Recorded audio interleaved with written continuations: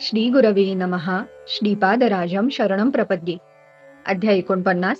श्रीपाद प्रभूंचे कर्मविनाशासंबंधीचे विधान. 33 संख्या विशेष. कुरुगड्डीतील श्रीपादाचे कार्यक्रम. श्रीपाद प्रभू एकदा म्हणाले, शंकर भट्टा, आपण ज्याचे अनुष्ठान करतो ती अग्निविद्या आहे. अग्नि उपासना करणे श्रोत्रिय लक्षण आहे. तुझी अग्नि उपासना म्हणजे विझलेल्या शेगडीवर स्वयंपाक करण्यासारखी आहे. यावर मी श्रीप्रभूंचा जय जयकार करून म्हणालो, महाराज, माझ्या जीवनानंतर सुद्धा ही शेगडी अशीच राहणार आहे.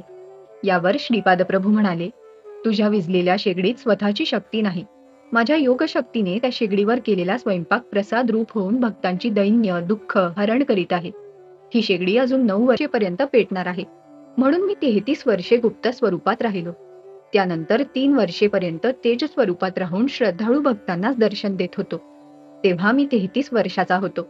योग्यांच्या जीवनात 33व्या वर्षी अनेक बदल घडून येतात. रुद्रगणांची संख्या 33 कोटी आहे. श्रीपाद प्रभू पुढे म्हणाले, आपला अग्नियज्ञ यानंतर सुद्धा चालूच राहील. कर्माला स्थूल रूप देऊन दग्ध करण्याचे प्रतीक म्हणून अग्नि आराधना करायची असते.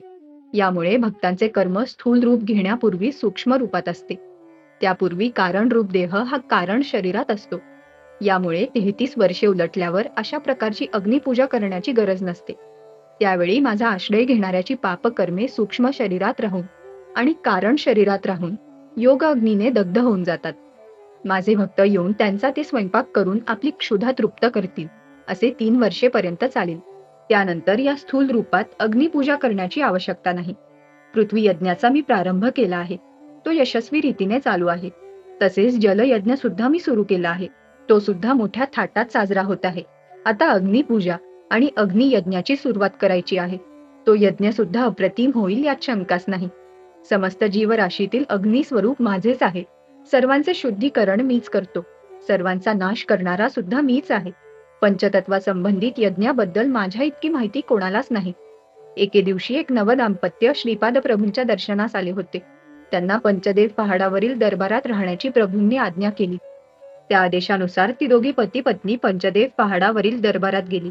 परंतु 2 दिवसातच तो युवक गतप्राण झाला. या अकस्मात मृत्यूने ती नववधू अत्यंत घाबरून गेली.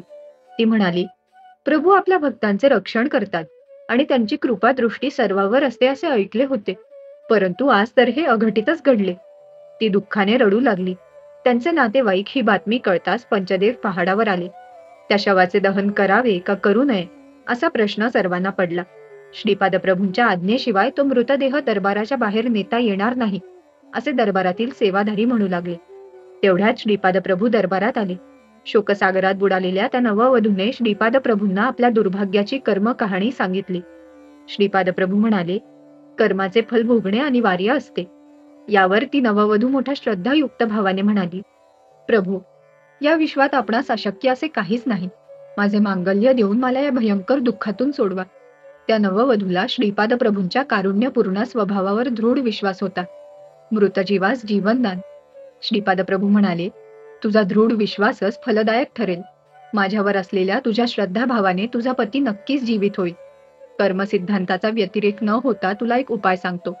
तू तुझ्या पतीच्या वजना इतकी लाकडे तुझे मंगळसूत्र विकून आणून त्या लाकडांवर स्वयंपाक कर.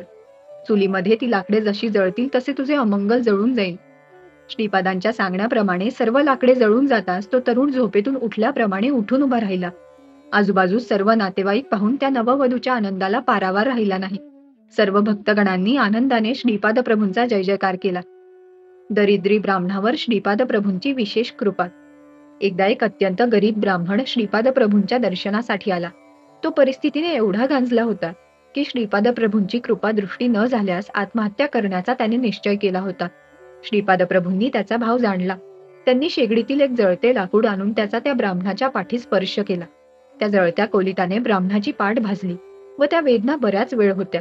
श्रीपाद प्रभू म्हणाले, अरे ब्राह्मणा, तू आत्महत्या करण्यास सिद्ध झाला होतास. मी तुझी उपेक्षा केली असती तर तू खरोखरी आत्महत्या केली असतीस.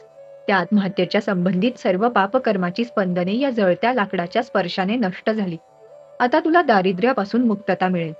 असे म्हणून श्रीपाद प्रभूंनी थंड झालेले ते लाकूड त्या ब्राह्मणास देऊन पंचात बांधून काळजीपूर्वक घरी घेऊन जाण्यास सांगितले. प्रभूंच्या आदेशानुसार त्या ब्राह्मणाने ते लाकूड पंचात बांधून घरी नेले. घरात जाऊन त्या पंचाची गाठ सोडून पाहिले तो काय आश्चर्य! ते लाकूड सोन्याचे झाले होते. अशा प्रकारे त्या गरीब ब्राह्मणावर श्रीपाद प्रभूंची विशेष कृपा झाली होती. श्रीपाद प्रभूंनी अनेक भक्तांच्या पापाचे अग्नी यज्ञाने दहन केले होते. काही वेळा ते भक्तांना वांगी, भेंडी, भोपळा अशा फळभाज्या आणण्यास सांगत. त्या भाज्यांच्या रूपाने भक्तांच्या पापकर्माची स्पंदने आकर्षून घेत. अशा प्रकारच्या भाज्या स्वयंपाकात वापरून भक्तांना खाण्यास देत. यामुळे ते कर्मबंधनातून मुक्त होत. एकदा एक उपवर कन्या श्रीपादांच्या दर्शनासाठी आली. तिचा विवाह कोठे जमत नव्हता.